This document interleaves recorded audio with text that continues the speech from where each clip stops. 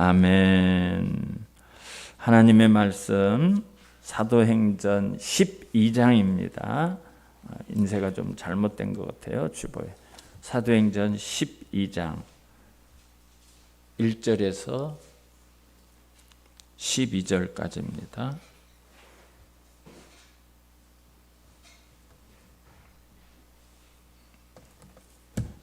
저게 지금 잘못되었거든요. 그거를 한번 성경 본문을 보시기 바랍니다. 사도행전 12장 1절에서 12절로 바꿔주시면 감사하겠습니다.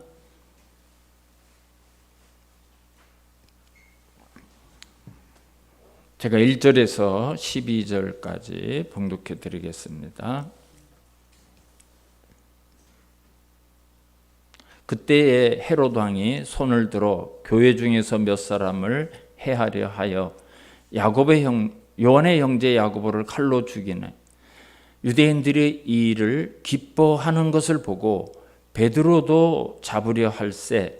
때는 무교절 기간이라. 잡음에 옥에 가두어 군인 넷씩인 네페에게 맡겨 지키고 유월절 후에 백성 앞에 끌어내고자 하더라.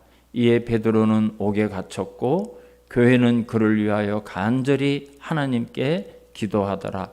헤롯이 잡아내려고 하는 그 전날 밤에 베드로가 두 군인 틈에서 두 쇠사슬에 매여 누워 자는데 파수꾼들이 문 밖에서 옥을 지키더니 호련히 주의 사자가 나타나매 옥중에 광채가 빛나며 또 베드로의 옆구리를 쳐 깨워 이르되 급히 일어나라 하니 쇠사슬이 그 손에서 벗어지더라. 천사가 이르되 띠를 띠고 신을 신으라 하거늘 베드로가 그대로 하니 천사가 또 이르되 겉옷을 입고 따라오라 한데 베드로가 나와서 따라갈세. 천사가 하는 것이 생시인 줄 알지 못하고 환상을 보는가 하니라. 이에 첫째와 둘째 파수를 지나 시내로 통한 세문에 이르니 문이 저절로 열리는지라. 나와서 한 거리를 지나매 천사가 곧 떠나더라. 이에 베드로가 정신이 들어 이르되 내가 이제야 참으로 주께서 그의 천사를 보내어 나를 헤롯의 손과 유다 백성의 모든 기대에서 벗어나게 하신 줄 알겠노라 하여 깨닫고 마가라 하는 요한의 어머니 마리아의 집에 가니 여러 사람이 거기에 모여 기도하고 있더라. 아멘. 할렐루야. 우리가 이제 사람과 살아가면서 이제 말을 이렇게 참 많이 하고 약속을 많이 하죠. 내가 이렇게 하겠습니다. 내가 저렇게 하겠습니다. 근데 어떤 분은 그 말을 했기 때문에 그 말대로 지키려고 또 말대로 하는 분들이 있고, 또 어떤 분들은 자기가 무슨 말을 했는지 전혀 기억하지 못하고 그 말씀은 전혀 잃어버리고 사는 그런 사람들이 있습니다. 마가복음 10장 35절을 보면 어느 날 예수님과 제자들이 이렇게 길을 가다가 야고보와 요한이 형제예요. 야고보와 요한이 형제인데 이제 예수님에게 말씀을 해요. 선생님 부탁이 있습니다. 그래 무슨 일이냐 말해봐라. 그러니까 이제 주님이 영광 중에 계실 때 우리 두 형제를 하나는 주님의 우편에 하나는 주님의 좌편에 앉게 하여 주세요. 이런 부탁을 하는 거예요. 이게 무슨 말입니까? 예수님이 왕이 되면 하나는 우리 형제 둘 중에 하나는 우의정하고 하나는 좌의정으로 삼아 주십시오. 그런 부탁을 하는 거죠. 그래서 예수님께서 너희는 너희가 구하는 것을 알지 못한다. 내가 마시는 잔을 너희가 마실 수 있으며 내가 받는 세례를 받을 수 있느냐 그렇게 말했어요. 예수님께 말씀하신 예수님이 마시는 잔, 예수님이 받는 세례는 바로 고난의 잔을 말하는 거고 십자가를 말하는 거죠. 예수님은 이 땅에 오신 것이 무슨 영광을 위해서 어떤 세상의 권력을 잡기 위해서 오신 것이 아니라 우리를 대속하기 위해서 십자가의 고난을 그 길을 가려고 오신 거예요. 근데 제자들은 전혀 그런 상황을 깨닫지 못했어요. 방금 전에도 예수님께서 십자가에서 당신께서 돌아가실 것을 말씀하셨음에도 불구하고 자기들을 주님의 오른편 왼편에 앉혀달래요. 그래서 야, 너희들이 지금 내가 마시는 잔, 내가 받는 세례를 받을 수 있다고 생각하느냐? 그랬더니 야고보와 요한이 마가복음 11장 39절을 보면 그들이 이렇게 말해요. 그들이 말하되 할 수 있나이다. 할 수 있나이다. 그러니까 야고보하고 요한은 우리 그 자신 있습니다. 우리가 그렇게 할 수 있습니다. 이렇게 대답하니까 예수께서 이르시되 너희는 내가 마시는 잔을 마시며 내가 받는 세례를 받으려니와 그랬어요. 그래 너희들 내가 받는 잔과 내가 받는 세례를 받게 될 거다. 그렇게 얘기를 하셨어요. 아마 야고보와 요한은 그게 무슨 말인지 몰랐을 거예요. 그리고 전혀 예수님 말씀하시는 것을 모르고 그냥 대답을 했을 겁니다. 근데 오늘 본문 1절과 2절을 보면 뭐라고 말씀하고 있죠? 1절과 2절을 우리 다시 한번 볼까요? 방금 마가복음 말씀을 생각하시면서 그때에 헤롯 왕이 손을 들어 교회 중에서 몇 사람을 해하려 하여 그랬어요. 헤롯이 네 교회에 속한 사람들 중에 몇 사람을 죽여야 되겠다 이렇게 생각을 한 거예요. 그래서 첫 번째로 누구를 죽이는가 하면 요한의 형제 야고보를 칼로 죽이니 그랬어요. 야고보가 12사도 가운데 제일 처음으로 순교를 당합니다. 헤롯이 이제 이 싹을 잘라야 되겠다 해가서 사도 중에 하나를 야고보를 죽였어요.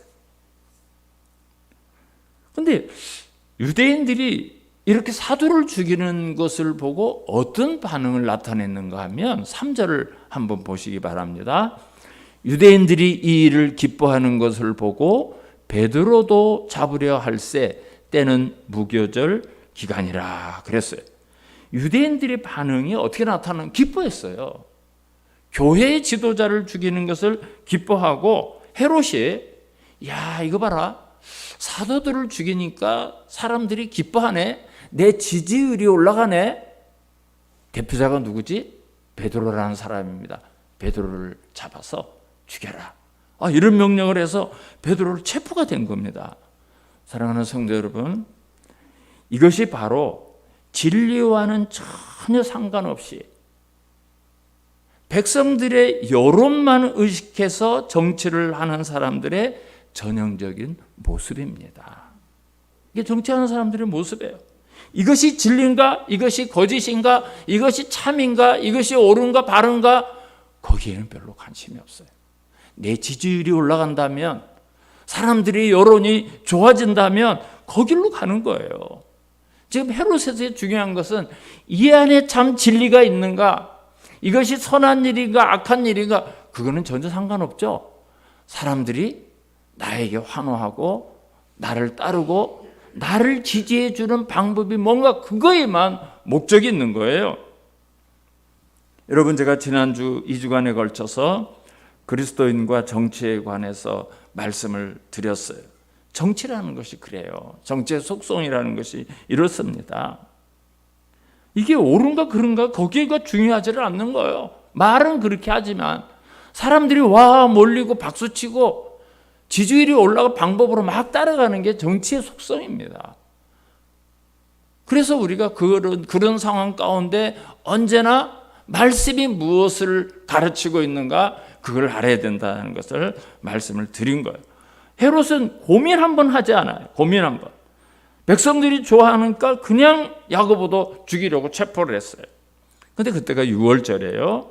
6월절이 되면 이렇게 사람을 죽이는 일을 하지 않아요. 그게 끝난 다음에 해요. 그리고 6월절은 국내에 있는 모든 유대인뿐만 아니라 외국에 있는 유대인들까지도 성전이 있는 예루살렘으로 다 모아요. 그러니까 이게 절호의 기회가 아니겠습니까? 많은 유대인들이 있는데 베드로를 죽이면 이제 자기의 지지율이 막 올라갈 거로 그런 좋은 기회라고 여긴 거예요. 그래서 이제 옥에 가뒀어요. 이 유월절 명절이 끝날 때까지 옥에 가뒀어요. 4절을 한번 볼까요? 잡음에 옥에 가두어 군인 내식인 내패에게 맡겨 지키고 유월절 후에 백성 앞에 끌어내고자 하더라 그랬어요. 지금 이 한 사람 베드로를 지키기 위해서 네 패씩 4명씩 사계조로 군대를 동원해서 베드로를 지키는 거예요. 그러니까 4명씩 6시간씩 4명이 지키고 그 다음에 또 4명이 교대해서 앞뒤 이게 이제 제가 자세하게 설명은 안 드리지만 기록을 보면 두 사람은 베드로하고 같이 감옥에 들어가서 같이 쇠사슬로 묶어서 같이 있는 거예요. 왜 그렇게 하는가 하면 우리가 이미 이 사도행전을 통해서 4장과 5장에서 2번이나 베드로에게 감옥에 들어간 걸 봤어요. 설교했다고 붙잡혀서 들어갔고 한 번은 사람들의 병을 고쳐주고 귀신을 쫓아냈다는 이유로 감옥에 들어갔어요. 그런데 여러분 어떻게 됐습니까? 저절로 뭐 지진이 일어나서 옥문이 열리고 뭐 어떻게 할 방법이 없어서 다 그냥 빠져나온 거예요. 그러니까 헤롯이 2번이나 감옥에다 가뒀지만 그냥 나간 것을 알기 때문에 이번에는 절대 빠져나가지 못하게 그래가지고 4명씩 사계조로 해가지고 계속해서 이렇게 지키고 이제 유월절이 끝나면 이제 내일이 되면 베드로를 끌어내서 죽일 계획을 그렇게 한 거예요. 그런데 어떤 일이 일어났는가? 헤롯이 잡아내려고 하는 그 전날 밤에 6절에 어떤 일이 일어났는가 한번 보겠습니다. 헤롯이 잡아내려고 하는 그 전날 밤에 베드로가 두 군인 틈에서 두 쇠사슬에 매여 누워 자는데 파수꾼들이 문 밖에서 옥을 지키더니 그랬어요. 헤롯이 이렇게 이제 꺼내려 하는 그 전날 밤, 사형을 당하기 그 전날 밤 이제 어떤 일이 일어났어요. 어떤 일이 일어났는가 우리 한번 7절을 보겠습니다.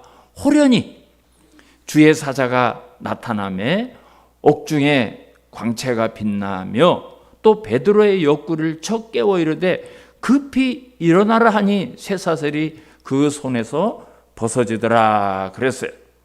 여러분 우리 7절에는 호련히 주의 사자가 나타나 이렇게 시작을 하는데요. 사실 헬라어 원문을 보면 제일 앞에 카이이두 이런 말로 시작이 돼요. 근데 이게 번역이 안 됐어요. 사실은 이 말이 매우 중요해요. 카이이두가 무슨 말이에요? 그런데 보라. 그런데 보라. 7절이 그렇게 시작해요. 사실은. 그런데 보라. 호련히 주의 사자가 나타나며 옥중에 광채가 빛나며 또 베드로의 옆구리를 쳐 깨워 이르되 급히 일어나라 하니 쇠사슬이 그 손에서 벗어지더라. 그랬어요. 여러분 우리가 아무리 그리스도인들이 어렵고 힘들고 고난 중에 있다 할지라도 이 어둠의 권세 잡은 세상을 향해서 야 너희들이 우리에게 이렇게 핍박을 가하지만 너희들이 이렇게 교회를 없애려고 하지만 너희들이 이렇게 못된 짓을 하지만 그런데 봐라 하나님께서 어떻게 하는가 봐라. 여러분 그런 게 좀 우리 안에 있어야 돼요. 지금 하나님께서 헤롯이 절대 베드로가 빠져나가지 못하도록 몇 겹 안에 감옥에 제일 깊은 곳에 놓고 쇠사슬로 묶고 또 두 사람이 옆에서 같이 사슬을 채우고 두 사람이 문 앞에 지키고 그렇게 하고 있지만 하나님께서 그런데 봐라 이거예요. 그런데 봐라. 야 니들이 아무리 그렇게 하지만 그런데 봐라. 그런데 봐라. 근데 7절을 보니까 베드로가 얼마나 잠이 푹 들었는지 천사가 깨워도 못 일어나. 옆구리를 막 발로 팍 쳤어요. 그래 절대로 깊은 잠이 들었어요. 베드로가 죽이면 죽으리라. 니들 마음대로 한번 해봐라. 이런 마음으로 그냥 푹 잠을 자는 건지 아니면 그동안 성경에 기록이 안 됐지만 고문을 받고 박해를 받고 매를 맞고 이래서 지쳐서 잠들었는지 그거는 잘 모르겠어요. 어쨌든 완전히 잠을 들어서 천사가 옆구리를 채워줄 정도로 잠을 푹 들었어요. 그런데 이제 잠이 들은 거를 옆구리를 쳐가지고 야 일어나라 이렇게 하니까 저절로 쇠사슬이 촤촤 벗어졌더라 그랬어요. 그런 다음에 이제 8절을 봅니다. 천사가 이르되 띠를 띠고 옷을 입으라는 거죠. 유대인들은 원피스 같은 옷을 입으니까 이 띠를 떼야 돼요. 신으라 하거늘 베드로가 그대로 하니 천사가 이르되 겉옷을 입고 따라오라 한대 그랬어요. 천사가 빨리 옷 입어, 띠 떼어, 신 신고 따라오라 그랬어요. 현재 베드로는 지금 이게 꿈인가 환상인가 생신가 아직 이게 잠이 덜 깼는지만 구분이 안 돼요. 9절을 보면 그러죠.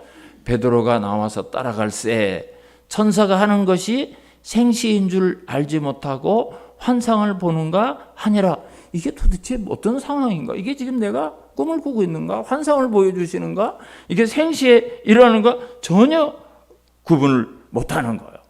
근데 어떤 일이 일어나는가? 더 기가 막힌 일이 일어나요. 10절에 보면 이에 첫째와 둘째 파수를 지나 시내로 통한 세문에 이르니 문이 저절로 열리는지라 나와서 한 거리를 지나매 천사가 곧 떠나더라 그랬어요. 저는 이 본문을 읽으면서 저 혼자 웃었어요. 약간 실상한 사람처럼 웃었어요. 왜 그런가 하면 지금 2000년 전 이야기죠. 2000년 전에 자동문으로 됐는가 봐요. 이 감옥이. 이게 베드로가 쓰면 문이 쫙 열리고 숲은 쫙 열리고 하나님이 하시면 그렇게 되는 거죠. 하나님이 하시면 그렇게 되는 거예요. 묶여있던 베드로가 그 칭칭 감긴 쇠사슬이 저절로 풀리더니 감옥문에 1차, 2차 나가면서 그냥 문이 솔솔 열려요. 문이 다 열리고 이제 베드로가 안전한 곳에 왔다고 생각할 때쯤에 천사가 떠나간 거예요. 베드로를 거기다 두고 천사가 떠나갔어요. 그리고 베드로가 무슨 생각을 지금 하고 있는가? 베드로 상황이 어떤가? 11절을 한번 보겠습니다. 이에 베드로가 정신이 들어, 이제 정신이 들었어요. 이제 찬바람을 좀 맞고 한 정신이 들었어요. 이르되 내가 이제야 참으로 주께서 그의 천사를 보내어 나를 헤롯의 손과 유대 백성의 모든 기대에서 벗어나게 하신 줄 알겠노라 하매 그랬어요. 이제 천사가 떠난 다음에 베드로가 정신이 들어서 이제 주님이 나에게 천사를 보내서 나를 헤롯의 손에서 구해주시고 유대인들이 야, 내 이름은 베드로가 죽는다, 야고보처럼 죽는 걸 우리가 한번 보자, 구경하자, 구경거리 좋네, 이런 기대를 가고 있었는데 하나님이 그들의 기대를 깨뜨리셨다는 것을 이제 깨달았다는 거예요. 이제 깨달았다는 거예요. 그러면 성도 여러분, 우리가 여기서 생각해 봐야 될 좀 중요한 내용이 하나 있습니다. 하나님이 야고보는 죽게 내버려 두셨죠? 그죠? 근데 똑같은 사도인데 베드로는 구원해 주셨어요. 왜 그랬을까요? 물론 베드로를 사랑해서 하나님의 백성들이 고난에 놓여져 있을 때 하나님의 그 백성을 사랑해서 건져 주십니다. 근데 여러분도 마찬가지고 저에게도 마찬가지예요. 오늘날에도 우리가 어떤 흑암 중에 있고 절망에 놓여 있고 어떤 우리가 헤어나올 수 없는 구덩이에 던져져 있다 할지라도 하나님은 우리를 사랑해 주셔서 그런 상황 가운데서 우리에게 은혜를 주시고 구원해 주시고 문제를 해결해 주십니다. 절대적으로 불가능하다는 그런 상황에서도 우리를 구원해 주셔요. 구원해 주십니다. 왜? 우리가 하나님을 믿기 때문에, 그리고 하나님이 우리를 사랑해 주시기 때문이에요. 근데 여기서 우리가 궁금한 일이 있어요. 그러면 똑같은 사도인데 왜 베드로만 사도입니까? 야고보는 왜 죽게 합니까? 똑같은 사도인데. 베드로를 그런 기적으로 구할 수 있는 하나님이라면 야고보도 얼마든지 하나님이 그렇게 구원하시는데 왜 야고보는 죽게 할까요? 여러분, 우리가 신앙생활을 하면서 이런 혼란이 올 때가 있어요. 이런 혼란이. 아니, 저 사람은 막 신나게 형통하게 매사가 잘 되는데 왜 나에겐 어려움을 주시지? 나는 건강한데 사랑하는 저 성도에는 왜 저렇게 질고를 주셔서 환난을 겪게 하시고 고통을 겪게 하시고 질환으로 고통을 당하게 하실까? 그런 질문이 우리에게 올 수가 있죠. 왜 그러실까? 왜 그러실까? 여러분, 우리가 인생을 살면서 우리 상식으로 쉽게 납득할 수 없는 영역이 얼마든지 있습니다. 이해가 안 되는 부분이 너무너무 많아요. 그게 이상한 게 아니에요. 하나님은 분명히 야고보를 살릴 수 있는 능력도 있고 권세도 있으시면서 순교를 허용하셨다면 그것은 하나님의 뜻이 있고 하나님의 지혜예요. 우리가 하나님이 하시는 일을 다 이해 못해요. 우리가 하나님이 하시는 모든 것을 다 깨달을 수가 없어요. 다 판단할 수가 없습니다. 하나님을 살리신 것도 하나님의 지혜고 야고보의 생명을 거두어 가신 것도 하나님의 섭리예요. 섭리. 우리는 종종 살아있는 것이 복이고 죽는 게 참 안 됐다, 이렇게 쉽게 판단해요. 그죠? 그런 식으로 판단을 합니다. 그러나 여러분, 그것은 철저하게 세상적인 가치 기준입니다. 영적인 기준이 아니에요. 우리의 삶과 우리의 죽음은 우리 손에 있는 것이 아니라 하나님의 손에 있어요. 하나님의 손에. 아브라함에게 하나님이 약속했죠. 야, 너의 자식을 하늘의 별처럼, 너의 후손을 바다의 모래처럼 많게 해주겠다. 그리고 아브라함에게는 달랑 이삭이라는 아들 하나를 주셨어요. 그게 언제 이루어질까? 그런데 그 이삭이 야곱이라는 아들을 낳는데 그 12 아들 중에서 요셉이라는 아들을 사랑했는데 형들이 미워해서 죽이려다가 노예로 팔아가지고 저 애굽에 노예로 팔려갔어요. 거기에서 또 누명을 써서 감옥에 가고요. 거기에서 또 감옥에서 꿈꾼 사람을 해몽해 주다가 바로의 꿈을 해몽해 주고 그러다가 애굽의 총리가 됐어요. 그래가지고 야곱의 가족들이 몽땅 다 애굽에 와서 고센 땅에서 애굽의 보호를 받으면서 살게 돼요. 근데 여러분, 전쟁에 걱정도 없고 그냥 애굽의 보호를 받으면서 그거에서 200만 명, 300만 명의 거대한 민족을 이룹니다. 하나님이 하시는 일이에요. 거기에서 누가 요셉이라든지 야곱이라든지 12 형제들, 거기에 애굽의 바로 누가 하나님이 아브라함과 이삭과 야곱의 약속을 이루어 가시고 이스라엘이라는 한 민족을 만든다고 생각한 사람 아무도 없습니다. 왜 이런 일이 일어나지? 왜 고난이 일어나지? 내가 왜 노예로 팔려가야 되지? 왜 풍년이 7년 동안 났다 기근이 7년 일어나지? 그걸 이해하는 사람 아무도 없었어요. 근데 창세기 마지막에 가면 요셉이 그러죠. 하나님이 하셨습니다. 하나님이 우리를 살리시려고 나를 먼저 보냈습니다. 그때 깨달은 거예요. 그때 깨달은 거예요.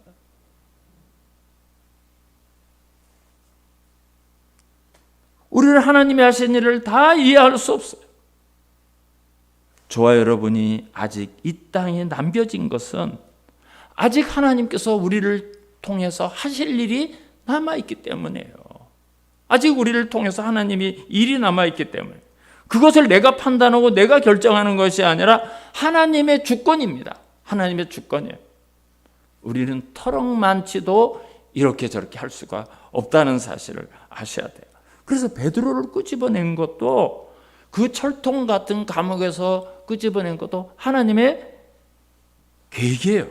아직 베드로를 통해서 할 일이 남아있기 때문입니다. 하나님이 아직 우리를 이 땅에 남겨두신 것은 우리를 통해서 이루어 가실 하나님의 역사가 남아있기 때문이에요. 하나님의 기준은 우리의 생각과 우리의 판단과 다릅니다.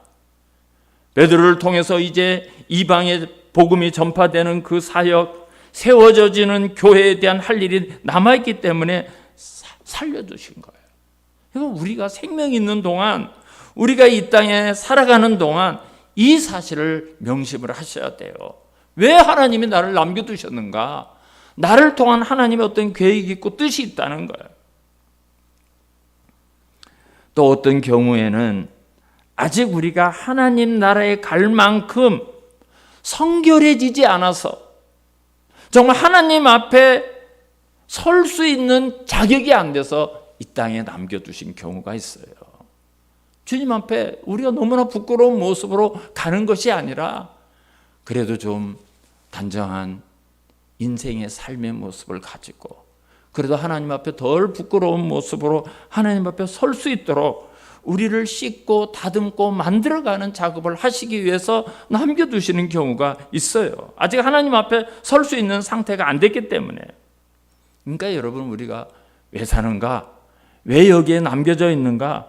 그저 흥청망청 살다가 오라는 것도 아니고 그런 아무런 의미도 없이 살아가는 목적도 없이 매일매일 무의미하게 살다가 오라는 것이 아니라 나는 하나님의 뜻과 하나님의 작정이 있어서 하나님이 남겨두셨고 아직도 하나님이 해야 될 일이 있는 인생이다.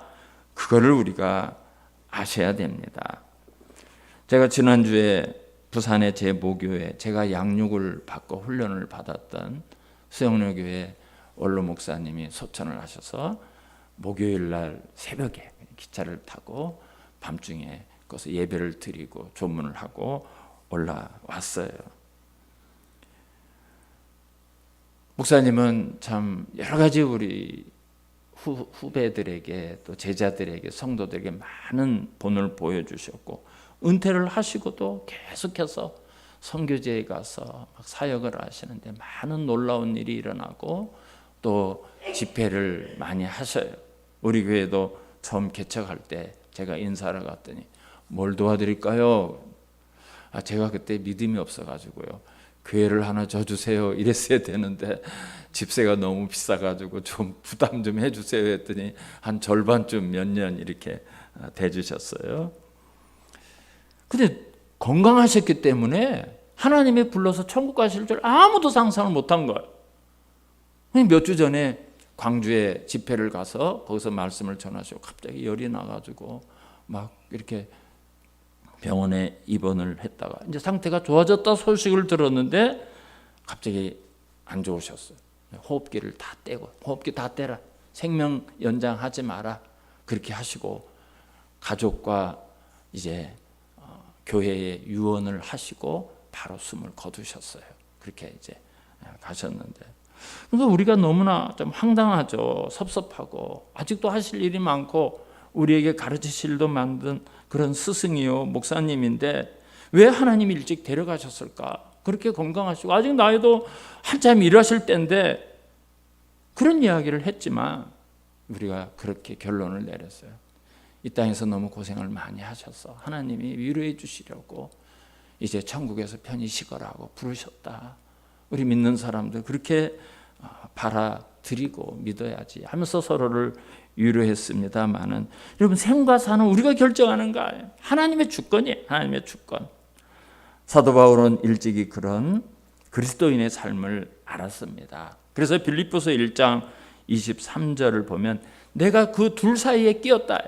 천국에 가는 것과 이 땅에 있는 것과 둘 사이에 끼었는데 차라리 세상을 떠나서 그리스도와 함께 있는 것이 더 좋은 일이라 그렇게 하고 싶으나 그랬어요.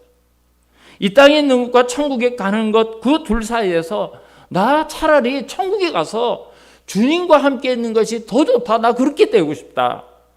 그게 바울의 소원이에요. 소원이에요. 근데 이어지는 24절 말씀을 보면 내가 육신으로 있는 것이 너희를 위하여 더 유익하니라 그랬어요. 그러나 사도 바울은 주님께 가고 싶은데 왜 하나님이 이 땅에 남겨두셨는가? 세운 교회들, 세워야 될 교회들, 그 연약한 성도들을 위해서 내가 할 일이 있다는 거예요. 하나님께서 나에게 부탁하시고 나에게 하라고 명령하신 일이 아직 나는 남아있다. 그 말을 고백하고 있습니다. 그렇게 하고 싶으나 주님께 가고 싶으나 내가 여기 있는 것이 너희들에게 더 유익하기 때문에 내가 갈 수가 없다는 거죠. 우리는 그리스도인은 살면서는 할 일이 있는 사람이고 죽으면은 당당하게 갈 곳이 있는 사람이라는 사실을 믿으셔야 돼요. 영광의 장소에 간다. 우리는 주님의 품에 안긴다. 그리고 이 땅에 하나님께서 남겨둔 내가 할 일이 있다. 그러니까 이 죽음의 문제를 넘어선 사람이 돼야 돼요. 그리스도는 그걸 초월해야 돼요. 초월해야 돼요. 이것이 우리의 삶 속에 신앙 고백이 되어지고 믿음으로 자리를 찾고 있어야 돼요. 그런데 이제 중요한 내용이 나와요. 베드로가 체포가 되어서 이렇게 내일이면 죽음을 향해 가고 있는 그때에 과연 교회는 뭐 하고 있었는가? 어떤 일이 있었는가? 우리가 그걸 한번 확인해야 될 필요가 있어요. 5절을 한번 우리 다 같이 한 목소리로 한번 읽겠습니다. 5절 말씀 시작. 이에 베드로는 옥에 갇혔고 교회는 그를 위하여 간절히 하나님께 기도하더라. 아멘. 예루살렘 교회는 절대절명의 위기에 놓여 있어요. 야고보 사도가 죽더니 이제 담임 목사에 해당되는 베드로가 체포가 돼서 6월절이 끝나면 사형을 당하게 되었습니다. 다른 방법이 아무것도 없어요. 어떻게 할 수 있는 방법이 아무것도 없습니다. 교회가 할 일이 뭐가 있겠어요? 오직 하나, 전능하신 하나님께 모든 성도들이 기도하기 시작했어요. 오늘 한국교회 위기, 한국교회 문제가 정말 뭔가 한국교회 성도들에게 찾아온 위기가 있다면 이런 절박함이 없어요. 교회와 성도들에게 이런 절박함이 사라졌다는 거예요. 교회도 절박함이 사라졌고요. 사랑하는 성도님들의 삶 속에도 이런 긴박하고 절박함이 상실되어 가고 있다는 것은 우리의 영적으로 대단한 손해입니다. 우리 신앙이 대단한 손해예요. 성도들이 긴박한 문제가 있어도 해결해야 될 어려운 문제가 있어도 기도를 안 해요. 기도의 맥락을 잃어버린 거예요. 왜 그렇게 되었습니까? 모든 것이 풍족하거든요. 밥굶을 걱정 없거든요. 아프면 병원 가거든요. 어떤 문제가 생기면 주머니에 있는 돈 꺼내서 해결하면 되거든요. 그러니까 기도를 안 하는 거예요. 기도하는 시간이 점점 줄어들고 기도하는 시간도 짧아지고 교회가 일주일에 한 번쯤 나오죠. 중간에 뭐 기도하는 이런 생각을 안 해요. 이거는 한국교회 전체적인 문제예요. 사실은 자녀들을 위해서, 가정을 위해서, 나라를 위해서, 우리의 경제를 위해서, 이 사회를 위해서, 고통받는 저 먼 나라에 있는 사람들을 위해서 기도할 일들이 우리에게 얼마나 많이 있습니까? 그런데 우리는 영적인 굶주림이 사라졌어요. 애통하는 기도가 사라졌어요. 간절한 기도가 없어요. 한국교회가 일제 36년 치하했을 때는 목숨을 걸고 기도했어요. 막 순교자가 여적에 나왔어요. 6.25 동란 가운데도 예배는 그치지 않았습니다. 예배로 모이는 곳에 미어 터졌어요. 모든 사람. 여러분 IMF 때 제가 섬기는 교회도 보면요. 성도들이 막 늘어났어요. 기도밖에 답이 없으니까. 해결할 수 있는 방법이 없으니까 성도들이 교회로 막 몰려 나오더라고요. 근데 하나님이 축복해 주셔서 풍성함을 주셨어요. 부유함을 주셨어요. 건강을 주셨어요. 어려움이 없도록 해 주셨어요. 근데 신앙이 사라지는 거예요. 신앙이 사라져요. 기도 그거 안 해도 된다고 생각하는 거예요. 절박한 기도가 없어요. 그러니까 기도의 능력을 체험하지 못하는 거예요. 그래서 성경에 고난당한 것이 내게 유익이라, 고난이 유익이라 이런 말씀이 많은 거예요. 사실 그래야 하나님과 가까워져요. 그래야 하나님을 만나는 거예요. 하나님을 찾는 거예요. 근데 예루살렘 교회 성도들은 베드로가 감옥에 들어가는 순간부터 베드로가 나올 때까지 여전히 많은 성도들이 모여서 간절히 기도하고 있더라. 기도하고 있더라. 야, 야고보가 죽더니 베드로도 죽겠네. 도망가자. 다 도망간 게 아니에요. 그럼에도 불구하고 그때부터 지금까지 모여서 기도로 승부를 보는 것. 이 절망을 어떻게 우리가 돌파해야 될까? 이 위기를 어떻게 극복해야 될까? 이 두려움을 어떻게 기도해야 될까? 기도하자. 모든 성도들이 모여서 기도해요. 여러분 베드로가 감옥에서 나와서 예루살렘 교회를 갔어요. 11절 12절을 한번 다시 보겠습니다. 11절 12절. 이에 베드로가 정신이 들었어요. 이르되 내가 이제야 참으로 주께서 그의 천사를 보내어 나를 헤롯의 손과 유대 백성의 모든 기대에서 벗어나게 하신 줄 알겠노라 하여.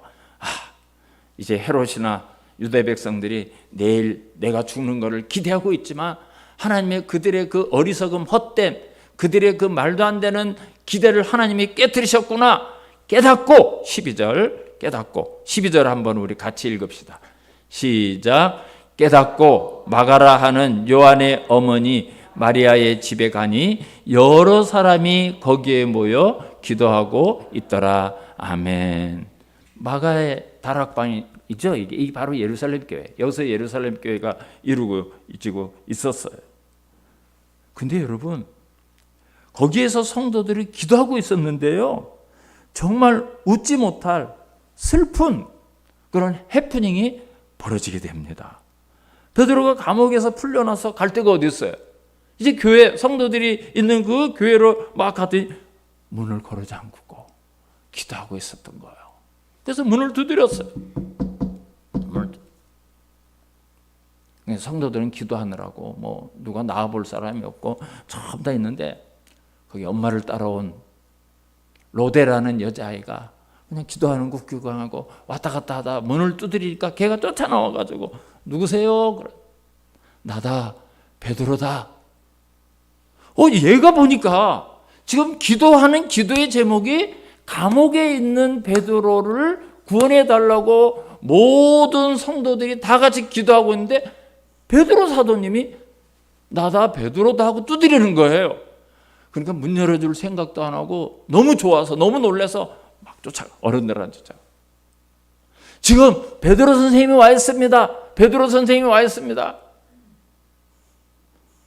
그러지 않겠어요? 지금 이렇게 모여 사회자가 나와서 베드로 사도님이 이제 내일 사형을 당합니다. 우리가 하나님께 간절히 구원해달라고 우리 통성으로 간절히 기도하고 막 기도를 하고는 다 들었어, 봤어요, 알아요. 그래가지고 베드로 선생님 지금 문 밖에 왔습니까? 하니까 그 안에 성도들이 아멘 할렐루야 막 박수를 쳤을 것 같아요. 15절을 우리 한번 12장 15절 다 같은 목소리로 한번 읽겠습니다. 15절 시작. 그들이 말하되 내가 미쳤다 하나 여자아이는 힘써 말하되 참말이라 하니 그들이 말하되 그러면 그의 천사라 하더라. 아멘. 여러분, 우리도 이럴 수 있어요. 우리도 이럴 수 있어요. 실컷 기도하고 기도대로 풀려 나오니까 안 믿어요. 너 미쳤구나. 지금 감옥에 있는데 어떻게 지금 나온단 말이야. 너 미쳤구나. 무슨 소리예요? 내가 미쳤다니. 정말로 밖에 와서 계시다고요. 그러면 베드로가 하루 일찍 사형을 당하고 죽고 그 천사가 왔나 보다. 이게 기도하고 있는 어른들의 반응이에요. 근데 여러분, 여기에 놀라운 은혜가 있는 것이 사실은 기도하면서 살아올 것이라고 믿지도 않았고 살아왔는데 믿지도 않는 그런 기도를 하나님이 들어주신다는 사실이죠. 하나님이 그 기도를 들어주셨어요. 하나님이 그 기도에 응답해 주셨어요. 그들이 기도한 대로 하나님이 역사를 하셨다는 거예요. 여러분, 우리도 이런 믿음 없는 기도를 드릴 수가 있습니다. 우리도 이런 기도 드릴 수가 있어요. 기도하는데 사실은 안 믿어요. 그런데 기도해요. 요만한 정말 믿음을 가지고 기도해야 되나 보다. 기도해야 되지. 기도해요. 근데 사실 그 안에 믿음이 없어요. 그런 형편없는 기도도 하나님이 들어주셔요. 응답해 주세요. 하나님이 허락해 주세요. 여기 사람들이 모인 이유는, 여기 사람들이 기도하는 이유는 베드로를 석방시켜 달라고 기도한 거예요. 그게 왔어요. 너 미쳤구나. 정말 왔다니까요. 그러면 베드로는 죽고 그의 천사가 왔겠지. 이 녀석아, 말이 되는 소리를 해라. 이런 개떡 같은 믿음으로 기도를 해도 하나님은 그래 들어주십니다. 들어주셔요.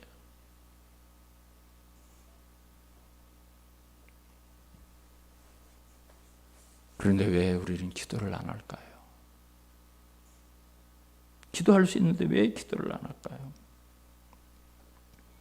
제가 경부고속도로를 타고 내려가거나 올라갈 때마다 늘 가슴에 찔리는 그런 문구를 만나요. 여러분, 여기서 부산 쪽으로 내려가면 양재쯤에 가면 오른쪽에 기독교 출판사 큰 건물이 있어요. 거기에 큰 글자로 써가지고 써붙여놓은 거 보셨나요?